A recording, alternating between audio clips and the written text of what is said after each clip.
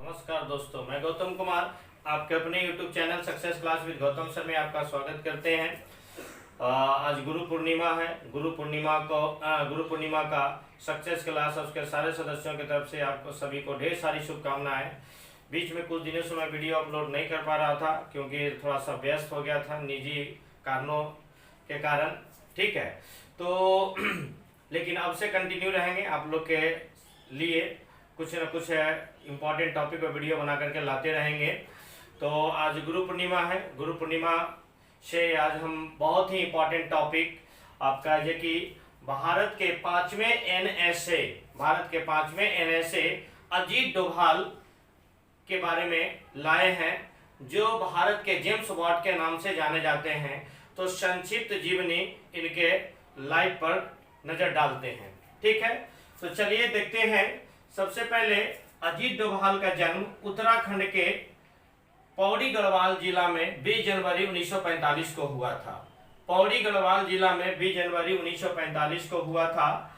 और यहाँ जन्म लेने के बाद इनकी जो शिक्षा हुआ राजस्थान के अजमेर में मिलिट्री स्कूल से, अजमेर के मिलिट्री स्कूल से इनका शिक्षा हुआ। ग्रेजुएशन तक यहीं से पढ़े।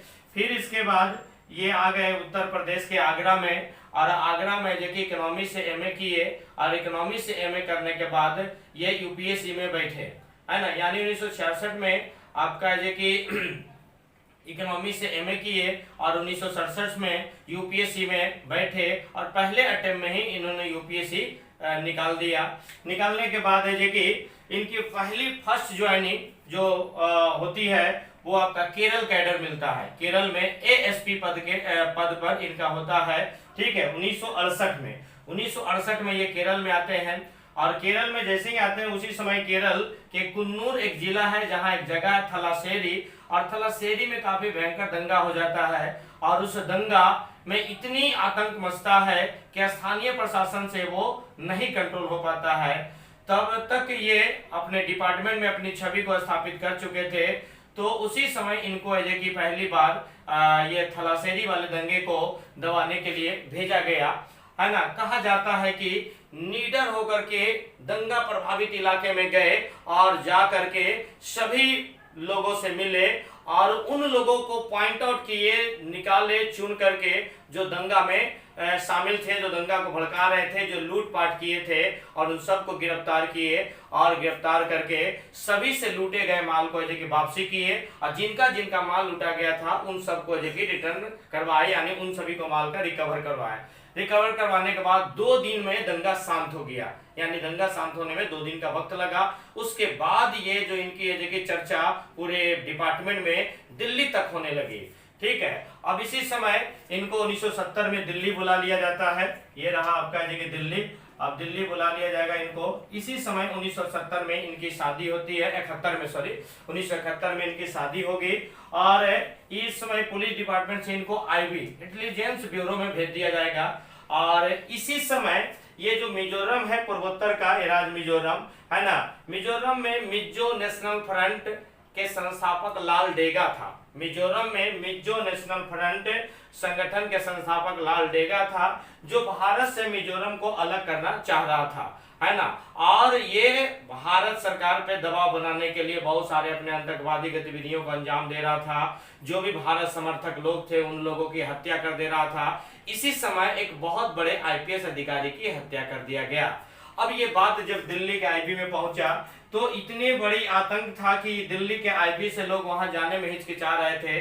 तो इसी समय कि अजीत डोभाल खुद अपना पोस्टिंग मिजोरम में करने का आग्रह किए। हालांकि इनके सारे जो सहकर्मी थे, है ना, मिजोरम जाने से इनको रोक रहे थे क्योंकि अभी इनकी नई नई शादी हुई थी। लेकिन फिर भी ये गए मिजोरम, और मिजोरम में जाकर के मिजोरम में 5 साल तक ये रहे और खूब ये लाल डेगा के आतंक का स्टडी किए। तो लाल डेगा जो है 7 कमांडर के बदौलत वो उछलता था। 7 कमांडर उसका जो मेन था वो उसी के बदौलत वो उछल रहा था। धीरे धीरे अजीत डोभाल उस 7 में से 6 लोगों को मिला लिए। धीरे धीरे अजीत डोभाल 7 में से 6 लोगों को मिला लिए और उन लोगों को यह आश्वासन दिया कि तुम्हारी हर मांगे को स्वीकार किया जाएगा, सिर्फ भारत से अलग होने के अलावा, है ना। भारत को भारत से अलग होने को छोड़ करके बाकी सारी मांगे जो कि मान लिया जाएगा। तो वो 6 इनके तरफ आ गए, एक उधर रहा।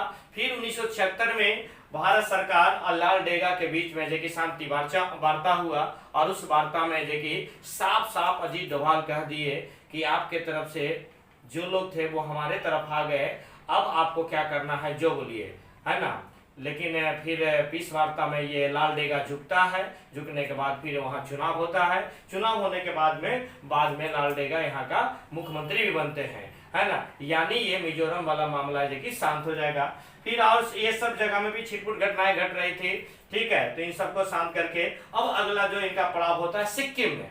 सिक्किम में भी है ना भारत से अलग होने वाले गतिविधियां काफी चरमो सीमा पे चल रही थी, तो मिजोरम से उठा करके इनको सिक्किम भेजा गया, और सिक्किम में भी भारत विरोधी जो गतिविधियां थे उस सबको शांत कर दिया है। शांत करने के बाद ये इनको है कि दिल्ली आए, और दिल्ली आने के बाद फिर इनको भेजा जाएगा पंजाब में। पंजाब में खालिस्तान लिबरेशन फ्रंट जो था वो भारत से अलग होने के लिए जिस मांग कर रहा था, जिस प्रकार से पाकिस्तान का निर्माण धर्म के आधार पर हुआ था, ठीक उसी प्रकार से जो कि पंजाब का भी निर्माण धर्म के आधार पर ये लोग मांग रहे थे।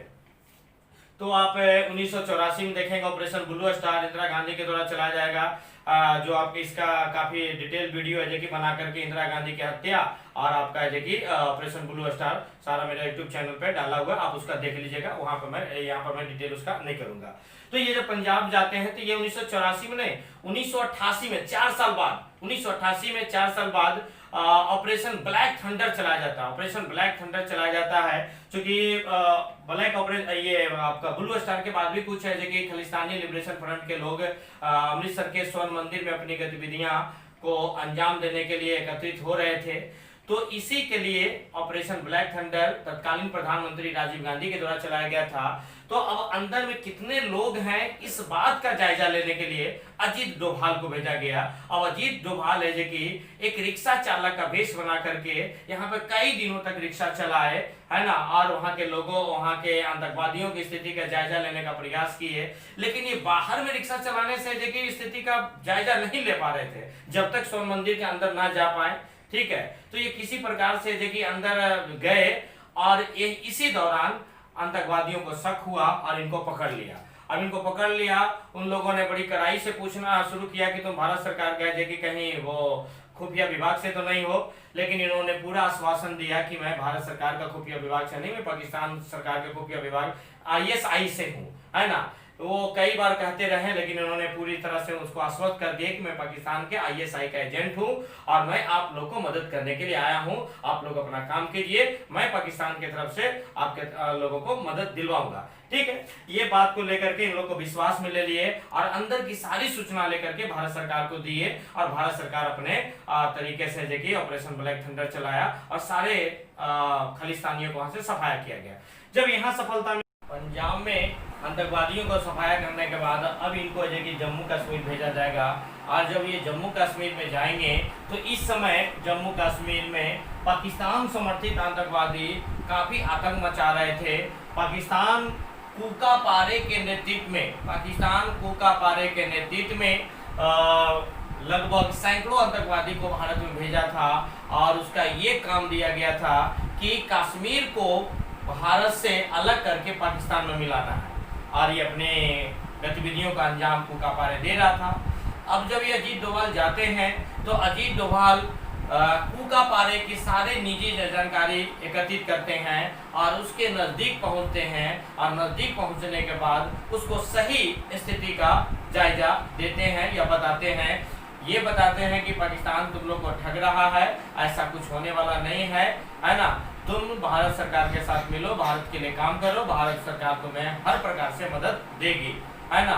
इस प्रकार से बातों के बाद है कि ये अजीत डोभाल के प्रभाव में आ जाते हैं और कहा जाता है ये इतना प्रभावित हो जाता है कूका पारे कि अपने हजारों समर्थकों के साथ पाकिस्तान के खिलाफ ही ये मोर्चा खोल देता है। अब ये मोर्चा खोल देगा और खोल देने के बाद ये कश्मीर में शांति होगा। शांति होने के बाद 1996 में चुनाव होगा और चुनाव होने के बाद है कि कूका पारे MLA भी बनता है। MLA बनने के बाद है कि बाद में इसको आतंकवादियों के द्वारा इसका हत्या कर दिया जाएगा, है ना। तो ये रहा कश्मीर में देखिए इनका एक अचीवमेंट रहा सफाया करने के बाद।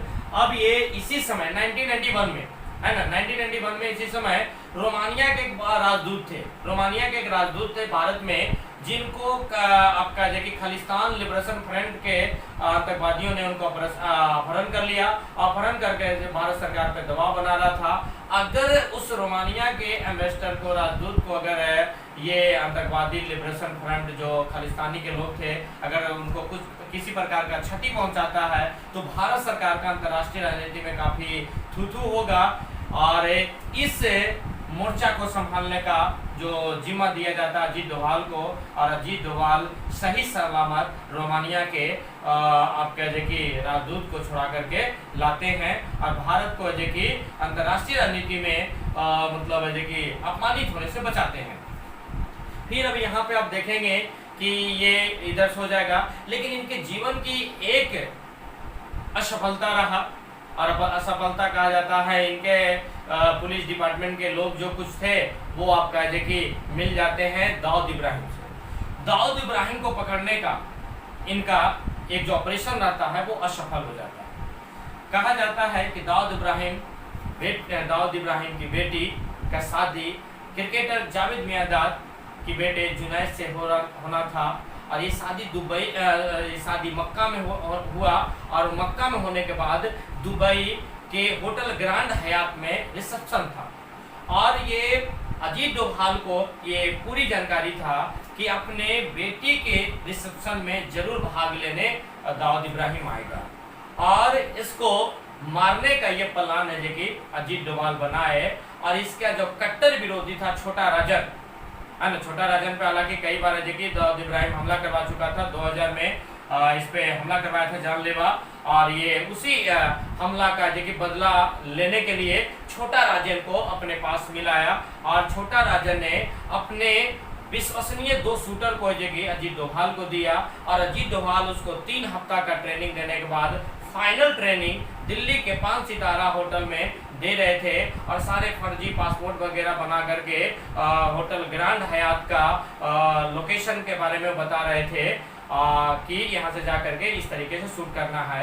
इसी समय कहा जाता है कि दिल्ली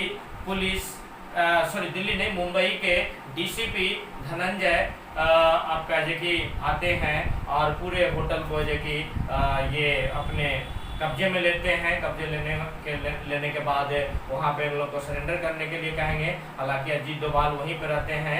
ये अजीत धनंजय को देख करके काफ़ी जो कि क्रोधित भी होते हैं, और बहुत से ये चीज़ बताते हैं कि ये भारत सरकार का आदमी है, भारत के लिए काम कर रहा है, लेकिन वो तो पहले से है जो कि दाऊद इब्राहिम से मिला हुआ था। लाख कहने के बाद भी है ना, ये जो मुंबई डीसीपी है मानते नहीं है, क्योंकि इनके पास गिरफ्तारी का वारंट भी था, और वारंट होने की वजह से ये कुछ नहीं कर पाते अजीत डोभाल, और उनको गिरफ्तार करके लेके चला जाता है। इस प्रकार से इनका जो कि दाऊद इब्राहिम को मारने का एक सपना अधूरा रह जाता है। हालांकि इनसे कई बार जो कि इंटरव्यू में पूछा जाता है कि क्या आप उस 5 सितारा होटल में थे कि नहीं, लेकिन इन्होंने बड़े विभाग से जो कि कहा कि मैं उस दिन तो जो कि अपने घर में फुटबॉल मैच देख रहा था। लेकिन स्थिति ये था कि उसमें ये थे, है ना, लेकिन अपने डिपार्टमेंट को कैसे बेइज्जती कर सकते हैं, इसलिए जो कि ये बात को जो कि छुपाए। फिर उसके बाद जो कि इनकी बहुत बड़ी उपलब्धि है अभिनंदन की वापसी। जब सर्जिकल स्ट्राइक हुआ, भारत का जो कि विंग कमांडर अभिनंदन आपका जो कि जब पाकिस्तान में जाके गिरते हैं, तो अब उनके एक सबसे बड़ी चुनौती रहती है उनको सही सलामत वापस लाने का। तो अब ये क्या करते हैं, अमेरिका से संपर्क करते हैं, और अमेरिका के माध्यम से पाकिस्तान पे दबाव बनाते हैं, और दबाव बना करके पाकिस्तान को और अमेरिका को साफ साफ कह देते हैं कि अगर अभिनंदन सही सलामत नहीं आया तो भारत सरकार अभिनंदन को वापसी के लिए किसी भी हद तक जा सकता है। और इसी दबाव में आकर के अभिनंदन को जो कि सही सलामत जो कि भारत को पाकिस्तान ने सौंपा। 2014 में सत्ता परिवर्तन होगा। हालांकि ये 2005 में ही आईबी के डायरेक्टर जनरल पद से रिटायर करेंगे। रिटायर करने के बाद अपने आप को जो कि लेखनी की दुनिया में लेके चले जाते हैं। कुछ बीच बीच में पेपर में आर्टिकल लिखा करते रहते थे। फिर ये जब मोदी जी सत्ता में 2014 में आते हैं तो इन्हें भारत के जो कि राष्ट्रीय सुरक्षा सलाहकार बनाते हैं। राष्ट्रीय सुरक्षा सलाहकार बनाने के बाद ये मई महीने में ज्वाइन करते हैं, और ज्वाइनिंग के मतलब है कि 2 महीने बाद जुलाई में इराक में आईएसआई आतंकवादियों ने अस्पताल में कब्जा कर लिया। उसमें 46 नर्स है जो कि भारतीय फंस गए। अब जब ये फंस गए तो दक्षिण भारत के सारे नर्स थे, अब उन लोगों ने भारत सरकार पर दबाव बनाना शुरू कर दिया। तो यहाँ पर 46 नर्सों को वहाँ से वापस लाने का वो जिम्मा दिया गया, अजीत डोभाल को दिया गया। और अजीत डोभाल है जो कि आपका इराक गए और इराक जा कर के वहाँ के सरकार के द्वारा किसी तरीके से वो मैसेज आईएसआई के आतंकवादियों के पास भिजवाते हैं कि ये भारत है, इराक नहीं है कि तुम जो चाहोगे कर लोगे, है ना। भारत है जो कि अपने नर्सों को छुड़ाने के लिए किसी भी हद तक जा सकता है और इसका खमियाजा तुम लोग को भुगतना पड़ेगा। ये पूरी तरीके से आईएसआई के आतंकवादियों को आश्वस्त करते हैं। अब ये बात जब आतंकवादियों को पता चलता है तो इनके मतलब बातों से भयभीत होकर के उसे एक सुनसान जगह में ले जाकर छोड़ दिया जाता है। और छोड़ने के बाद भारत से इधर एक हवाई जहाज जाता है और उन सारे नर्सों को छुड़ा करके वापस लाया जाता है। इन्हीं पर एक फिल्म बना है, एक था टाइगर, ठीक है। फिर आपका है कि इन्हें कैबिनेट स्तर का दर्जा मिला हुआ है, इनकी सुरक्षा में, है ना, काफी हाई सिक्योरिटी लगा हुआ है ना। अपने चरम सीमा पे ये पाकिस्तान से बहुत सारे लोगों को है कि भारत भेजा जाता है। एक आतंकवादी है कूका पारे के नेतृत्व में पाकिस्तान से है कि सैकड़ों आतंकवादी भारत में आते हैं और कश्मीर को पाकिस्तान में मिलाने के लिए वो आतंकवादी गतिविधियों को अंजाम देते हैं। जब ये बात इनको पता चलता है तो ये कूका पारे के निजी जीवन के बारे में जानकारी लेते हैं और प्रयास करते करते करते कूका पारे के नजदीक तक पहुंच जाते हैं और कूका पारे को सही जानकारी देने का काम करते हैं कि ये जो पाकिस्तान है तुम लोग को बरगरा रहा है ना, और ऐसा है कि कुछ होने वाला नहीं है। इनको आश्वासन दिलाए कि तुम भारत के साथ रहो, मिल जाओ, है ना, और उसके बाद भारत सरकार तुम लोग को बहुत सारी मदद और सहायता करेगी। ये इनके प्रभाव में आ गए और कहा जाता है कि कूका पारे अपने हजारों समर्थकों के साथ पाकिस्तान के खिलाफ हो गया और यहाँ पर जम्मू कश्मीर अब शांति हो गया। शांति होने के बाद 1996 में चुनाव भी होगा। चुनाव होने के बाद कूका पारे आपका देखिए वो चुनाव भी लड़ेगा, जीतेगा भी। फिर बाद में आतंकवादियों के द्वारा इनकी हत्या कर दी जाती है कूका पारे का, ठीक है। यानी 90 के दशक में यहाँ पर ये जो पाकिस्तानी समर्थक थे इसको सफाया कर दिया गया। अब यहाँ के बाद है कि कहा जाता है पाकिस्तान में जो आतंकवादियों का जो भेजा जा रहा था, तो यहाँ पे आपका है कि स्थिति का जायजा लेने के लिए ये आपका है कि जासूस बन करके लाहौर में करीब 5 वर्षों तक रहे, है ना। लाहौर में कहा जाता है औलिया का एक दरगाह है, मजार है, जहाँ पे ये रहते थे। अब इनके इससे जुड़ी घटना है कि एक बार ये रह रहे थे, एक सफेद कुर्ता पैजामा पहने हुए सफेद दाढ़ी वाला व्यक्ति आकर के डायरेक्ट इनसे पूछता है कि क्या तुम हिंदू हो। ये काफी घबरा जाते हैं अचानक, क्योंकि ये मुस्लिम भेष में थे, है ना, मुस्लिम भेष धारण किए हुए थे, सारे उर्दू लैंग्वेज, सारे उर्दू पहनावे, सारे जगह कर रखे थे। तो ये अचानक बोलते कि नहीं भाई मैं मुस्लिम हूँ। बोला नहीं तुम हिंदू हो। इतने में जो कि इनको पकड़ करके मतलब है कि बोले चलो आओ मेरे पास, एक बगल के गली में ले जाते हैं, बगल की गली में लेके कमरे में इनको बिठाते हैं। बोले कि नहीं तुम हिंदू हो। बोले नहीं मैं हिंदू नहीं, मैं मुसलमान हूँ। बोले कि नहीं तेरा कान छेदा हुआ है, तो ये सिर्फ कान है जो कि हिंदू ही छेदवाते हैं। बोले कि नहीं पहले मैं हिंदू था, बाद में मैं मुसलमान बन गया हूँ। तो फिर वो जो आदमी है बताता है कि मैं भी हिंदू था लेकिन मेरे सारे परिवार के लोग है जो कि मार दिया, तो अब मैं है जो कि मुसलमान बन करके और ये यहीं पर मांग चांग करके मैं अपना जीवन व्यतीत कर रहा हूँ। और वो एक पेटी खोलता है, संदूक खोलता है और संदूक में से बहुत सारे हिंदू देवी देवताओं का मूर्ति निकालता है और वो दिखाता है और अपनी स्थिति बताने का प्रयास करता है, ठीक है। तो ये इनका है जो कि जीवन का घटना है जो कि लाहौर का है। अब यहाँ पे आप देखेंगे कि ये नेपाल है, नेपाल के काठमांडू, है ना, नेपाल के काठमांडू। अगली जो घटना है नेपाल के काठमांडू से एक जहाज IC-814 उड़ान भरता है आपका है कि वो दिल्ली के लिए। लेकिन इस जहाज को आतंकवादियों ने हाईजैक कर लिया और हाईजैक करने के बाद ये पंजाब के लुधियाना से दुबई और दुबई से देखिए कंधार ले जाने का काम करता है। अब कंधार ले जाने के बाद है कि कंधार में करीब है कि 1 सप्ताह तक 7 दिन तक ये रखने का काम करेगा। इस समय भारत के प्रधानमंत्री अटल बिहारी वाजपेयी और होम मिनिस्टर आपका है कि लालकृष्ण आडवाणी थे। अब आतंकवादियों ने भारत सरकार के सामने ये प्रस्ताव रखा कि हमारे जितने भी आतंकवादी भारत के विभिन्न जेलों में हैं उन लोगों को छोड़ दिया जाए, तो मैं इन मतलब जो जहाज में 184 यात्री थे उन लोगों को मैं सही सलामत छोड़ दूंगा।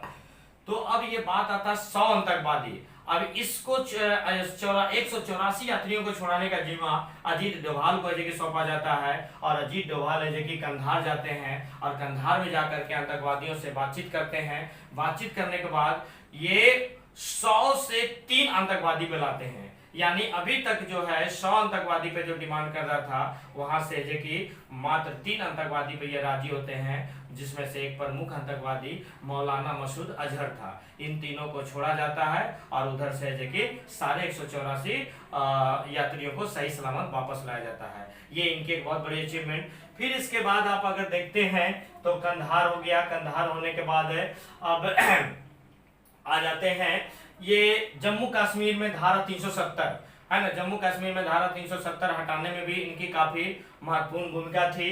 चूंकि यहाँ के स्थिति को जाकर के जायजा लिए, जायजा लेने के बाद कि फिर भारत सरकार को ये सलाह दिए कि अभी सही वक्त है धारा 370 हटाने का, और इन्हीं के सलाह पर है कि यहाँ करीब 40,000 से अधिक भी इंडियन आर्मी के जवान को भेजा गया और कर्फ्यू लगाया गया। और इसी दौरान है कि धारा 370 हटा करके फिर धीरे धीरे कई स्टेज में कि वहां से भारतीय जवान को हटाया गया, और अभी है कि धारा 370 भारत से मतलब कश्मीर से हट गया है।